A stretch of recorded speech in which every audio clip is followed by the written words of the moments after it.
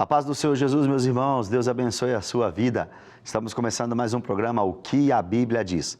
Chegamos no último episódio da nossa temporada. Um recado para a Igreja Geral. Por que esse nome, esse título? Porque hoje nós iremos ver Atos capítulo 2, do 42 ao 47. Nós já caminhamos muito aqui durante esses dias. Vimos a igreja de Éfeso, Esmirna, Pérgamo, Tiatira, Sardes, Filadélfia, Laodiceia. Agora nós iremos terminar esta série, essa temporada, falando sobre a igreja no geral. Uma igreja perfeita, esquece, não existe. Mas existe uma igreja modelo. A igreja modelo que eu conheço é a igreja de Atos dos Apóstolos. E é sobre isso que nós iremos falar neste programa. Vamos orar? Obrigado, Senhor, por ter sido fiel até aqui. Obrigado, Senhor, por contribuir nas nossas vidas de forma impagável. O Senhor é bom, Pai, a Tua misericórdia dura para sempre. Pedimos perdão ao Senhor pelos nossos erros e falhas. Pedimos perdão ao Senhor pelos nossos pecados, Deus, mas nos ajude a caminhar, a avançar, firmes na promessa que temos contigo. Nós te amamos desesperadamente, mas queremos te amar mais. Nós servimos ao Senhor, mas queremos servir mais. Nós queremos ser uma igreja como a igreja de Atos, Deus. Então, humildemente pedimos, nos ajude, quebrante o nosso coração e nos mostre de fato o caminho para chegar nesse objetivo. É o que eu te peço e te agradeço em nome de Jesus. Amém e amém. Atos capítulo 2, no versículo 42, a Bíblia mostra 4 pilares de uma igreja genuína. O texto diz, e perseveravam na doutrina dos apóstolos, no partir do pão, na comunhão e na oração. Direto eu recebo mensagens nas minhas redes sociais assim, pastor, como que eu vou achar uma igreja verdadeira? Pastor, como eu vou achar uma igreja genuína? Pastor, onde congregar? Talvez essa seja a sua pergunta. Talvez esse seja o seu dilema. Qual igreja congregar? Uma igreja perfeita? Você vai ficar em casa pro resto da vida, porque não existe. Uma igreja sem defeito? Uma igreja sem problema? Não existe isso. Agora, existe uma igreja modelo. Essa igreja modelo que eu estou falando para você não era perfeita. Por exemplo, em Atos capítulo 5, nós temos a igreja de Atos dos Apóstolos sofrendo uma baixa. Ananias e Safira mentiram na hora da oferta. Consegue imaginar isso? Percebe que um casal tramou, planejou uma mentira. O texto diz, contra o Espírito Santo. Imagina uma situação dessa. A igreja de Corinto, por exemplo, tinha divisão. A igreja de Corinto tinha um jovem se deitando com a mulher de seu pai.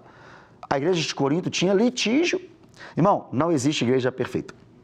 Mas se você está procurando uma igreja modelo, eu te apresento a igreja de Atos dos Apóstolos. O texto que nós lemos mostra 4 pilares de uma igreja genuína. E aí responde a sua pergunta, onde congregar? Congregue numa igreja que pelo menos está buscando essas 4 realidades. A primeira, doutrina dos apóstolos. O que seria a doutrina dos apóstolos? É o ensinamento dos apóstolos. Os ensinamentos que vieram daquilo que eles aprenderam de Jesus. A doutrina dos apóstolos nada mais é do que aquilo que os apóstolos ensinavam. E eles ensinavam aquilo que eles aprenderam com Jesus Cristo de Nazaré. Não existe igreja sem doutrina. Não existe igreja firmada em experiências. Experiência não faz doutrina. Nós não estamos aqui para abrir uma igreja por causa de uma experiência que tivemos. Nós não estamos aqui para ensinar pessoas através de experiências que tivemos. Não negamos as experiências, mas elas não estão acima da doutrina. Toda igreja genuína e verdadeira zela pela doutrina, pelo ensinamento bíblico. Uma igreja genuína não pode ser baseada naquilo que o pastor dela acha, naquilo que o pastor dela pensa, naquilo que o pastor dela viveu. Isso não existe. Uma igreja genuína está firmada na doutrina. Qual doutrina? As cartas de Paulo, as cartas de Pedro, as cartas de João, os santos evangelhos, os textos, por exemplo, as cartas pastorais, a carta aos Hebreus, o Novo Testamento, as bases do Antigo Testamento. Uma igreja genuína tem Bíblia, irmão. Uma igreja genuína tem doutrina escriturística. Se você está numa igreja que o pastor não prega a Bíblia, que as pessoas não estão preocupadas com a Bíblia, cuidado, porque o pilar de uma igreja genuína é doutrina. Olha o outro pilar, doutrina dos apóstolos, partir do pão.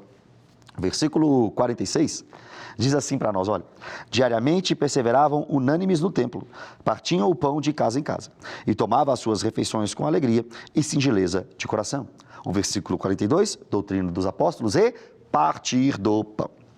Olha que interessante, partir do pão pode estar falando sim sobre a ceia do Senhor, mas também, como diz partindo de casa em casa, pode nos mostrar a responsabilidade que temos de viver diariamente com os nossos irmãos. Uma vida diária, uma vida junta, uma vida unida é o pilar de uma igreja genuína. Você não pode ter contato com seu irmão só no domingo. Você precisa estar vivendo a vida do irmão. Não estou falando para ir na casa dele todo dia, não. Estou falando para se preocupar, para mandar uma mensagem, para ligar, para participar de um pequeno grupo, para visitar, para receber uma visita. Isso é ser igreja. O terceiro pilar, o próximo pilar também é comunhão. Comunhão significa ter algo em comum. Irmão, na igreja tem gente de tudo quanto é tipo. Tem gente rica, gente pobre, gente alta, gente baixa, gente negra, gente branca, gente que torce para um time, gente que torce para o outro, calvinista, arminiano, cessacionista, continuista, tem de tudo na igreja. Agora, a pergunta que eu faço é, com tantas diferenças, é possível viver em comunhão? Sim, porque comunhão significa ter algo em comum. Mesmo diante de todas essas diferenças que eu listei aqui, mesmo diante de todas essas dificuldades que eu listei aqui, a pergunta é, por que é que nos mantemos juntos?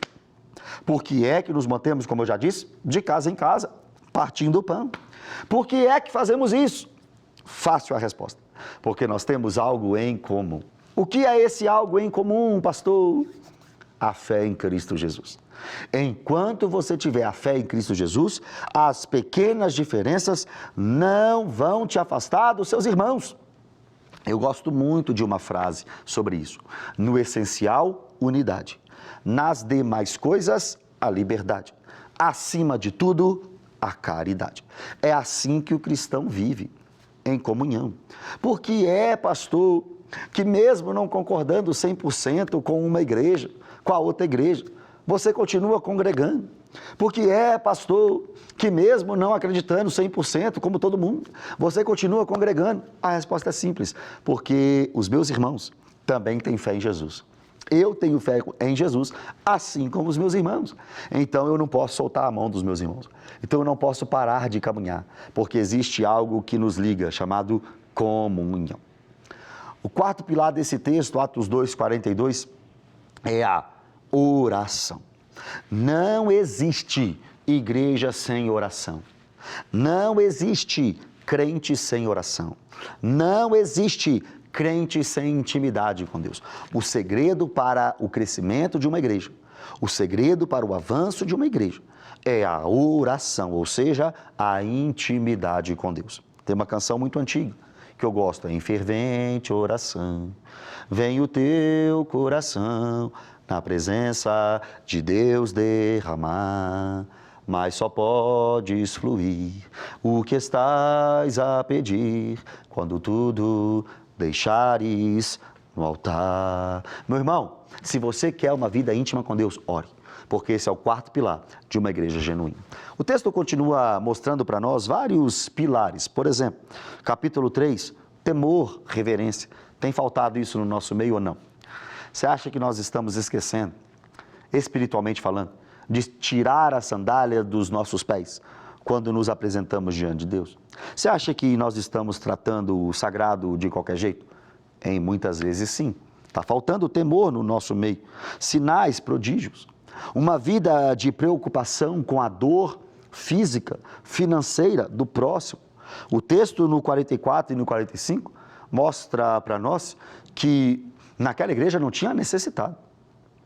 O nosso papel como igreja hoje é cuidar dos necessitados.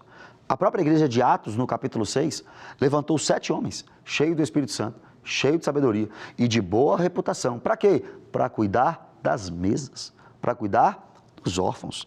Versículo 47 mostra outro pilar da igreja, louvando a Deus. Irmão, para de cantar na hora do louvor música para o homem. Ah, o homem é isso, o homem é aquilo, o homem... Não. Quando nós estamos no louvor da igreja, nós estamos ali para engrandecer quem Deus é e aquilo que Ele faz. Quem Deus é e aquilo que Ele faz. Um pilar da igreja que tem sido muito negligenciado hoje em dia é o louvor. Você não está ali na hora do louvor para cantar de si para si. Você está ali para exaltar o nome do Senhor.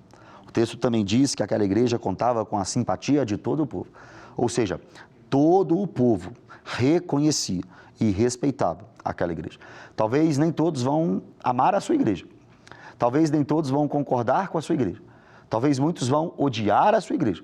Mas eles podem fazer tudo isso nos respeitando. Eu não sou crente, eu não gosto daquele povo, mas eu sei que aquele povo é um povo verdadeiro. Agora, o final do versículo 47 diz algo que não é responsabilidade minha. Não é responsabilidade sua, não. Viver tudo isso que eu falei até agora é responsabilidade nossa. Só que, olha o final do versículo 47. Enquanto isso, enquanto a igreja vivia como igreja, acrescentava-lhes o Senhor, dia a dia, os que iam sendo salvos. Nós temos a responsabilidade de vivermos como igreja. Nós temos a responsabilidade de vivermos esses pilares. Mas salvar pessoas, trazer pessoas, resgatar pessoas, não é missão da igreja. Resgatar pessoas e salvar pessoas é missão do nosso Deus Todo-Poderoso. Assim a gente encerra essa temporada sobre as igrejas. Éfeso, Esmirna, Pérgamo, Tiatira, Sardes, Filadélfia, Laodiceia e a igreja de Atos. Aprendemos muito o que fazer e o que não fazer com elas.